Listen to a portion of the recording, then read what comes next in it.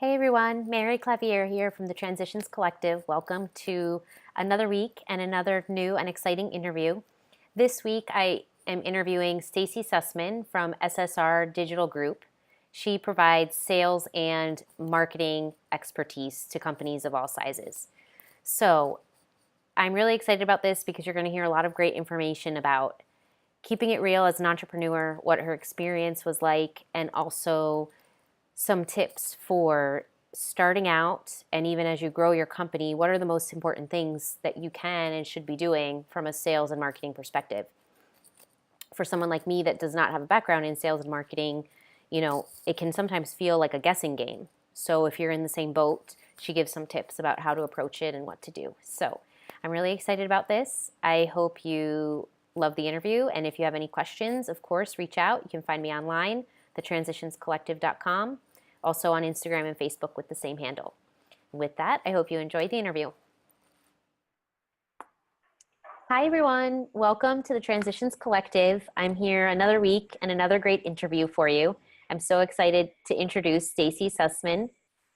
She is going to be talking to us about her company that she started, how she left her job, what she's doing now. There's going to be so many amazing things in here today for you. So I'm super excited. Hey, Stacie. Hi. Hello, everyone. Hey, Mary. Great to meet everyone. I'm really excited to be here and talk about my journey, where I've gone and where I'm going, and really just pleased to share my story with the whole community. I think it hopefully will provide some valuable insights to everyone, and it's just great to chat with Mary, who's amazing. Yes. Also. Oh, thanks. Oh, I'm so excited. Okay, so to get started, why don't you tell us a little bit about yourself, your background, and what you're doing now? Sure. My name is Stacie Sussman. I live in Manhattan on the Upper East Side, raising a family in Manhattan, which is kind of awesome and kind of scary at the same time. I've been in corporate America for the past 15 years. My first job out of college was at Condé Nast. Magazines were cool. Anna Wintour was as evil as she sounds in the book Devil Wears Prada.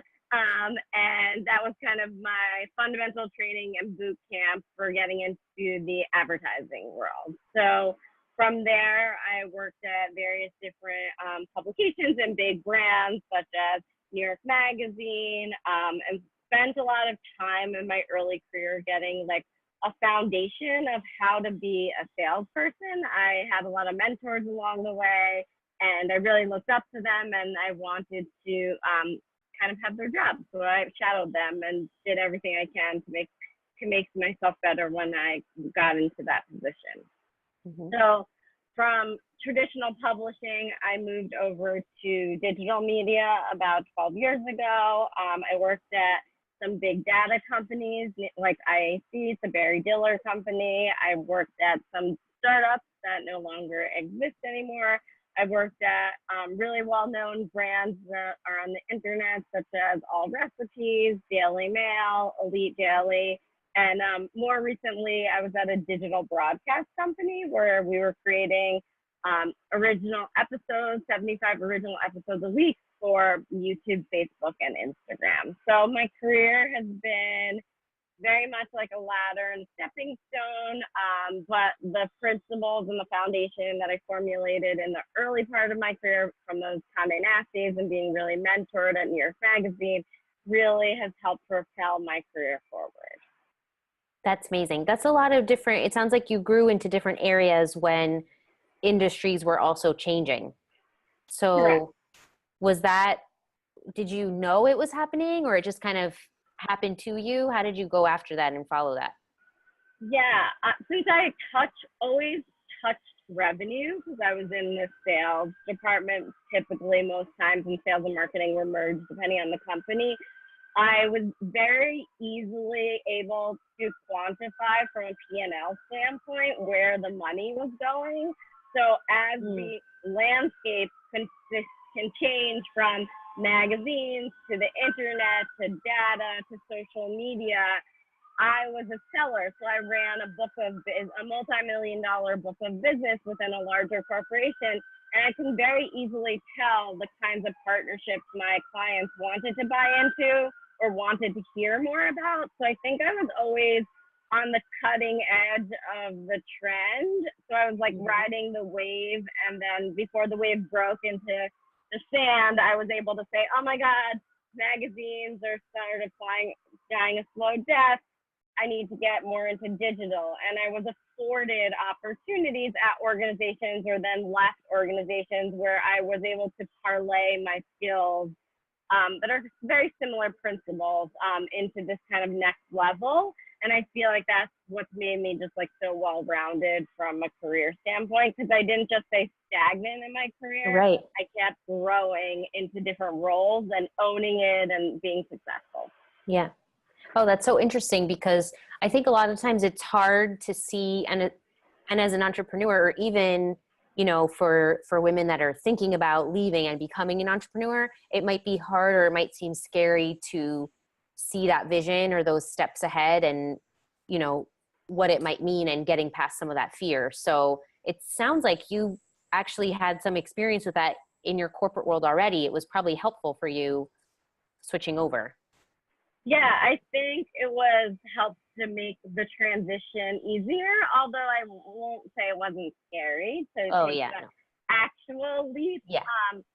One, I always ran my own business inside a larger corporation. That's how I always thought about my multi-million-dollar book of business and sales, that I was carrying a few $1 million and the collective team was carrying tens or hundreds of $1 million. So I did always feel that pressure and that motivation and the dedication to kind of continue to move the business forward, because we're in meetings literally every day, every week, talking about the numbers. So I think it's just helped, that training of being a seller really gave me the motivation to be like, I could do this. I could run my own business, because really I'm running my own business just with a bit more support. And what I've been doing, and with my company, it's SSR Digital Group, is I have a skill set, obviously, mostly in sales, but that comes with marketing, because I've pitched to Fortune 500 companies, thousands of decks, thousands of partnerships. I've been in negotiation deals, and I just feel like running your own business, that those negotiations, prospecting, running your expenses, figuring out who you're going to bring in on projects, all of those things that I would do inside a corporation, I'm now doing for my own corporation. Yeah, that's so cool. So tell us a little bit about what made you decide to go out on your own, or how did you come about that? Was it how long did you thought about it first, or how did it come about?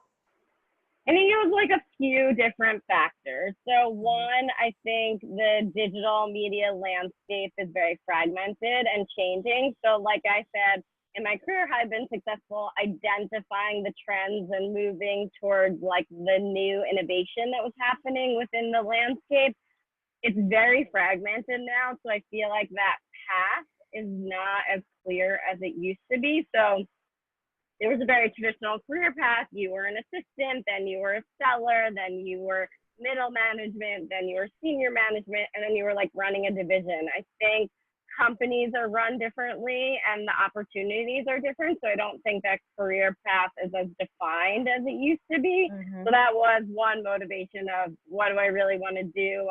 As I started looking around the room at some of my latter companies, I became the mentor, and I was mentoring the younger folks, and I wasn't learning anymore from other people. And I'm an academic. I love learning. I love growing. And when I started feeling like I was being the teacher, and then I was looking around thinking, wait, I still need to learn. I'm still young. I need to like still be able to figure it out. So that was one. Two, I had a daughter 3 years ago in 2015. And what I think was so hard is I left my job in one place and I was one person, and I came back and the workplace was the same. However, I had just a completely new perspective on this work-life balance. And I sort of felt like outsider in the community and family that I built at work that was so familiar to me because my priorities had just changed and shifted. So you can stay in the job and keep doing it and balance the different things that were happening at home, but I just didn't feel fulfilled at the end of the day. I felt like I had more to do, more to learn, more to offer. And if I just kind of stayed the course, it would have been fine, but it's not kind of the person I am. I'm more like, I'm not going to stay at the job just because I'm told I should work from 9 to 6, and then I come home and I take care of my daughter and I spend time with her. It just didn't sit well with me from a perspective standpoint. And so I realized I needed to really think about it and really need to make a change. Yeah, because you're meant for more, Stacie. Thank you, Mary. It's true. So, okay, I love that because I love hearing about women that do that. I completely agree on the mom front. I know we've talked about this before, but it is for me too, it was such a life-changing thing. It's just such a different perspective. And having that motivation to know that there's just so much more out there and you're meant to do other things, and the challenge of learning, and I'm the same way. I think a lot of people that have the entrepreneur bug are really like that too, because they want to keep learning new things, and maybe in a corporate job, it's not always, the opportunities are not always there. Okay, great. So how about in terms of when you switched, can you talk a little bit about what that was like? Because I think, obviously from thinking about it and saying, okay, well, these are the reasons why I want to do something, to actually doing it are very different. So can you tell us a little bit about how you actually made that switch and started your company? That's a really, really great question, because let's give this like a time frame. We're in summer of 2018.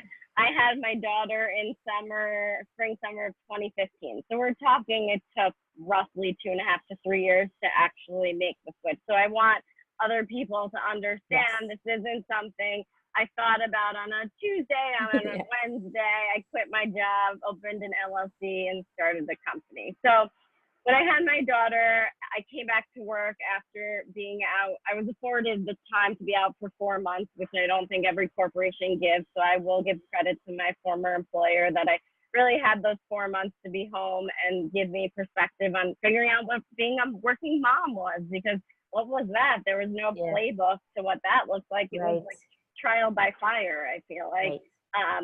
When I went back to work, I basically apply the principles that a seller applies. I decided I needed to talk to other working moms that their kids weren't babies, their kids were 1 year old, 2 years old, 3 years old, 5 years old, 10, and get perspective to understand how they balance working and family life. Right. And really being a role model for your children.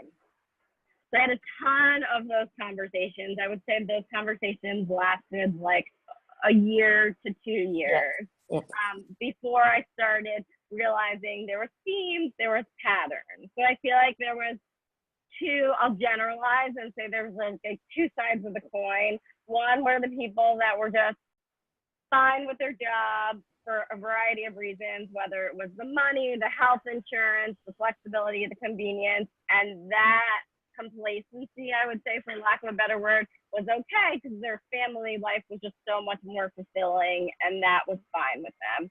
And then I think there was another camp that was like, oh, this didn't work for me. So when I came back to the workplace, I really changed my career. I became a manager versus a seller, or I switched to being a consultant, or I switched industries altogether. Instead of working in Manhattan, I worked in Long Island, or I worked in New Jersey. So I felt like there was kind of two paths, and it wasn't black or white. It's kind of black, white, and gray, I would say. And then from there, last summer, so summer of 2017, I really decided I needed to do this, but I didn't even know where to start. How much do I charge? Where do I get my first clients? So I asked a few really amazing women that have their own business that I knew that had started out and were in year, whether it was 1 or 2 or year 10, and they were able to provide me with advice and guidance around contracts, hourly rates, and kind of negotiating what that looks like. And that advice took about 6 months to really propel me to reach out to the accountant, file for an LLC, figure out when I was actually going to leave the current job that I was in, and kind of start on this new journey of starting SSR Digital Group. Yeah. I mean, what I'm hearing for you, I completely agree, because my journey was the same. It's a long process. It's not an overnight. It's not a, like a, fly by night or get rich quick kind of thing. Like, there's a lot of work and planning. And I think along with that, I mean, the responsibilities even of, you want to change, but now you're also a mom, you have a family, you're in Manhattan, like you have to think about all these things and how can you do it and support your, family at the same time, but be fulfilled for yourself, right? It's a lot going on to figure out, and it takes a lot of guts to actually then follow through with it. So I love it. And then there's two camps of people on the other side that's hashing you're crazy and how could you leave the big tip, get corporate job with the steady pay and the insurance and the vacation, and the other camp that's like, oh my God, you are my inspiration. I can never do it, but you are living what I think is the dream. Right. It's a very like wide variety of what people think, but really at the end of the day, everyone has to do for themselves and their own family, right? So I'm sure. And then you meet new coworkers like you. Yeah, there you go. Yeah, exactly. You meet new people that you enjoy working with, versus people you're sort of forced to work with. Right. Yeah, it's great.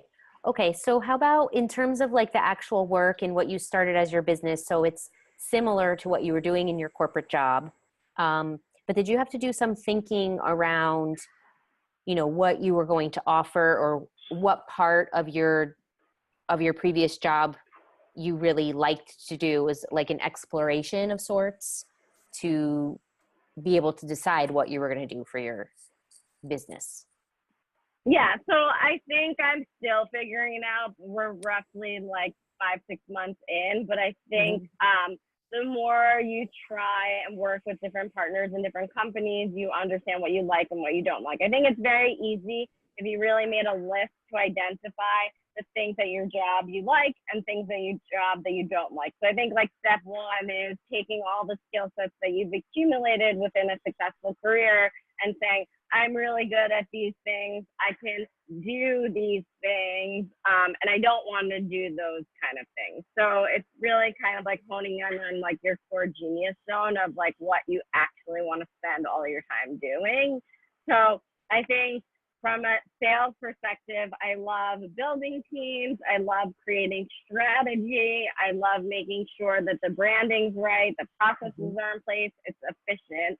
And then in hand with that goes the marketing. So if you create a strategy and a tactic for outreach and bring in revenue, but you don't have the materials or the presentations or the infrastructure to support that, I feel like the efforts are halted or feel like they'll fall flat.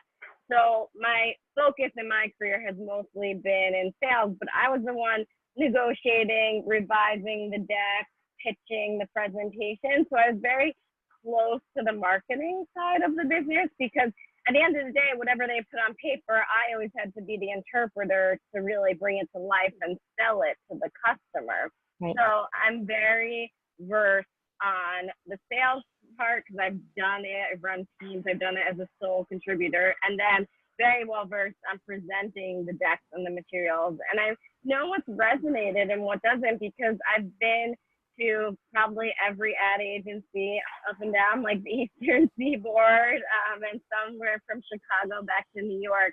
And I've just met with so many different people that marketplace feedback you gain when meeting with a CEO, a CMO, or just kind of a planner, assistant, or supervisor, that feedback is just so important. And I've spent hours and years just kind of like talking to different people that I can identify what works and what doesn't very quickly. Plus I read a lot of trades and I'm always on like the trends and the analytics of what's going on in the industry. So I think it's like a marriage of the two. Yeah, you're so good at that.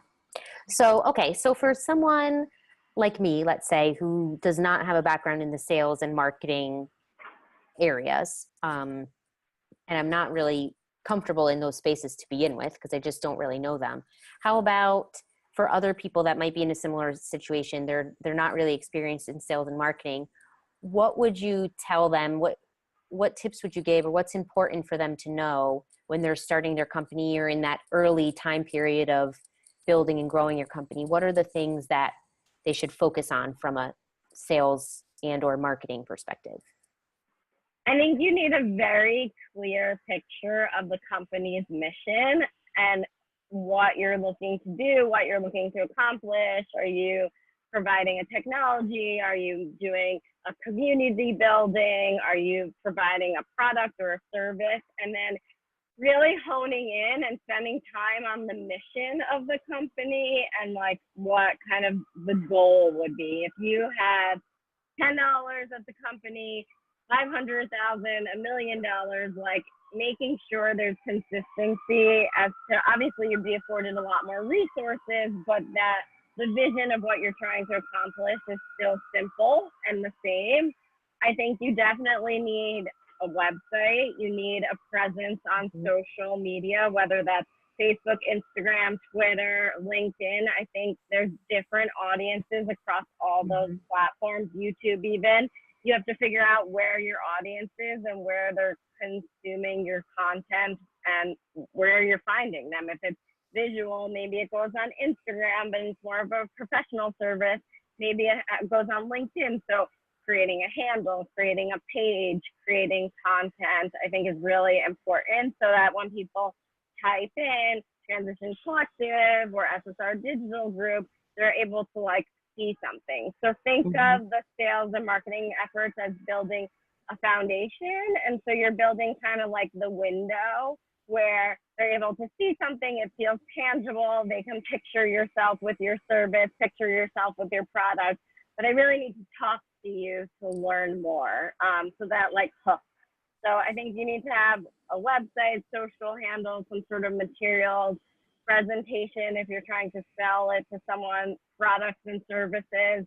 And then with that, there's a whole sales outreach that would come from prospecting and gaining new customers, new community members, a new audience, etc. And there's different strategies around that. Yeah, more in terms of all of those other things we talk about sometimes with, email lists and all of that kind of stuff, and how you connect basically with your audience. Okay, that's great. Okay. And having that clear picture and spending time on that, I think is just so important. And maybe doing like a business plan or something like that would really help you think about different pieces of the business you need to start working on. Okay, I'd like to switch gears a little bit. In terms of setting yourself up and having, the company that you have in place now, what did you think was the hardest part or the biggest struggle of your journey so far? I think it's a mindset. You have a corporate mindset. You come to work every day. You're at your desk at a certain time. You have a vague idea of when you like leave at a certain time. I think being an entrepreneur, you can work 24 hours a day, 7 days a week, and never turn it off. But for me, that's not why I did it. I did it for the balance and the flexibility and the motivation to continue to learn and grow. So I think coming up with a clear mindset, I do affirmations, I listen to yoga meditation, just to kind of like clear your head and get clarity around your purpose-driven work, what you're doing every day. I think it's just so important to continue to go forward, because being an entrepreneur is hard. Anyone that tells you it's easy is lying to you. I totally agree. And it's probably the harder than your corporate job. So I think if you continue to have people that I met like Mary, or continue to have these affirmations or motivations or business plans or achievements, big and small, it just keeps you going every day. Yeah, I agree. For me, mindset was a huge thing too. And the community, just like having people around you that get what you're going through, and it's just such a different feeling to have people to relate to. Because when you're alone, and then what? It's very easy to like go down a rabbit hole when you're by yourself. Exactly. And people think you're an entrepreneur. You sit in your pajamas all day. You watch Netflix. Like, I am at my apartment. That is like the luxury of being the entrepreneur. But I'll be downtown for a meeting. I'll be uptown meeting someone else. So I think it's like setting your schedule, looking at it. I set aside certain days for work and execution. I set aside certain days for networking, and then somewhere that one other day is kind of like a flex day, depending on what I need to get done and accomplish that week. But always having a to-do list, a calendar, a robust day, I think really helps to keep you going, because you could stay home in your pajamas all day, but it's not going to move your company forward. Yeah. Oh, I agree. I mean, having years of structure and then going to no structure, if you don't do something, then where do you end up? Yeah, it's kind of like when you go to college for the first time and you lived at your parents' house your whole life, and you're like, wait, I don't have to be home at midnight, and I don't have to kiss you goodnight and check in with you. It's that transitional feeling magnified on a corporate and responsible level. Yeah. Oh, that's great. I like that. Okay, a question around, this is something I like to ask everybody, so I'm curious to get your input too. For your, there's obviously so many things that happen or you go through from corporate to being an entrepreneur, skill sets and everything. What have you found to be the most helpful skill from corporate America that you've been able to use as an entrepreneur? Yeah, I think as a seller, I was always able to like set my own schedule. I feel like, so there were weekly status meetings as a seller we always had to be in the office for, but there were days where I could come to the office from 9 to 10, check in with my manager, and then I'd be out pedaling the pavement like all over like New York City. So I feel like you just need to be so dedicated to the schedule, to the purpose. My whole goal at the end of the day was to bring in revenue. So anything that I was doing, whether it's in the office or outside the office, the always like end goal was to like bring in the revenue, whether that was, my husband's like, you would be at manicures and pedicures or at lunches at nice restaurants and hotels around the city. But really, it was to make that relationship, to make that connection, and forge a business deal at the end of the day. So I think just continuing to like schedule your time, budget your time, and make sure you get everything done is like so important. And my career has made me do that because I had to be out of the office. I was in outside sales, so I was meeting clients all over, sometimes the country or sometimes just tri-state area. So I had to still get the proposal done, still check on campaigns, still check in with my boss to make sure they knew where I was and I was getting work done. So I always had those checks and balances of being a responsible working adult. I really think that helps me to run my business because I'm not beholden to a manager or CRO anymore, or president. I'm beholden to myself, and I'm the right. That's actually, that's very, very interesting and a really good perspective, because probably for most people, I mean, just the structure of corporate and like you're going 9 to 5 or, whatever it is, and you just do things within that time frame and then you go. That's one thing, but the managing your time that you were already having to be out of the office, that's a very different perspective. For me, for example, like I was managing my time too, but I wasn't used to like, I would have to go to so many different places or things like that. And now as an entrepreneur, it's something that I really had to, set some boundaries and some structure around. So that's really cool and interesting that you were already having to do that based on the nature of your other job.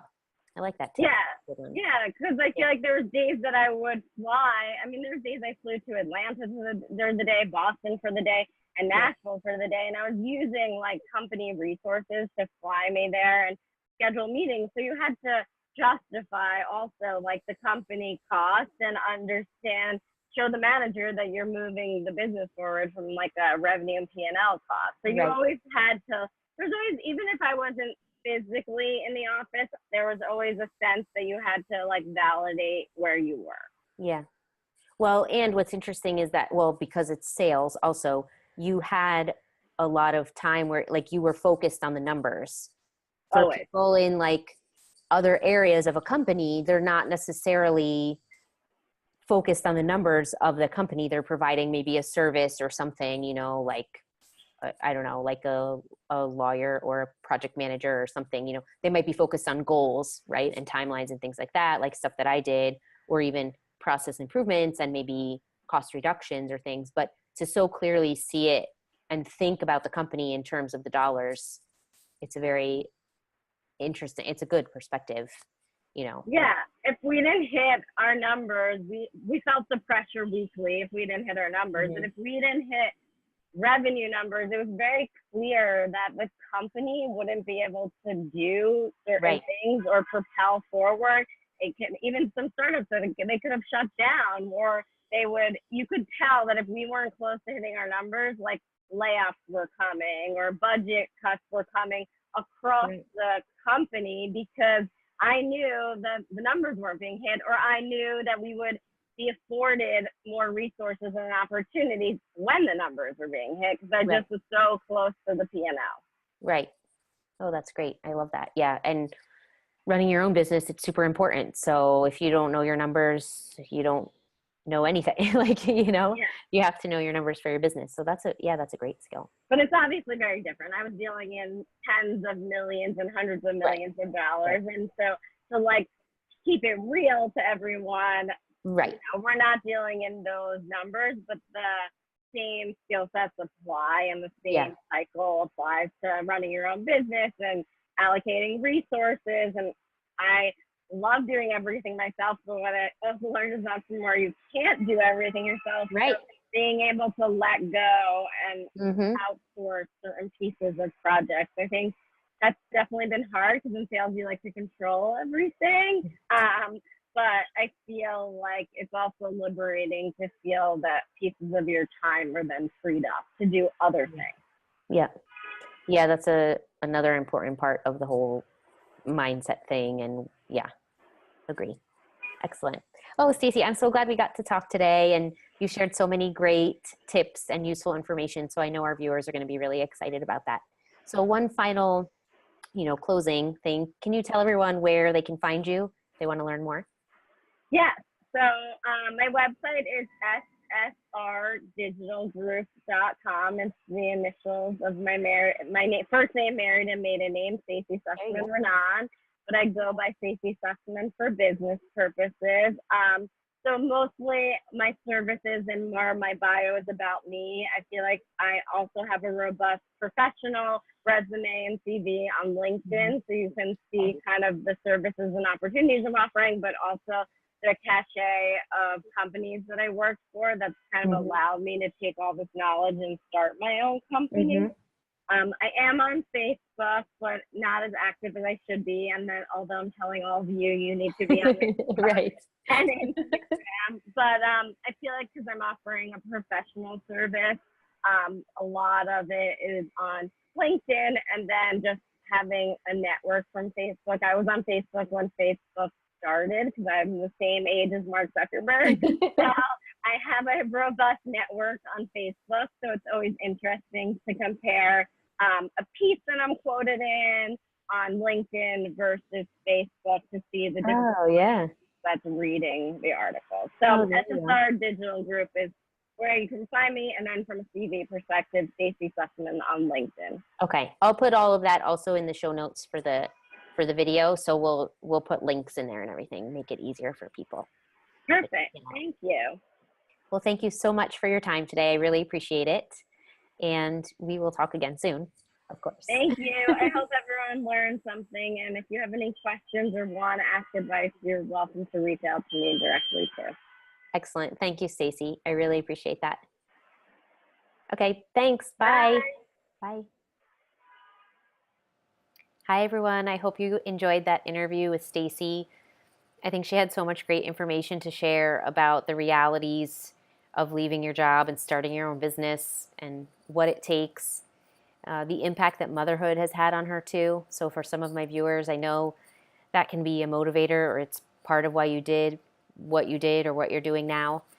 I know that was the case for me also with forming Brief Transitions. So I love talking to her about that. And her tips for sales and marketing, really understanding what you're doing and who you're doing it for, and where is your audience showing up, because you should be showing up in the same place as them. I thought that was really helpful. And it's something I find I need to remind myself from time to time and really keep focused on where I am, what I'm doing, why I'm doing it. Because really in the day-to-day, you can get a little bit lost with some of that, I think at least. So I hope you enjoyed the interview. If you want to reach out to Stacie, she's at SSR Digital Group.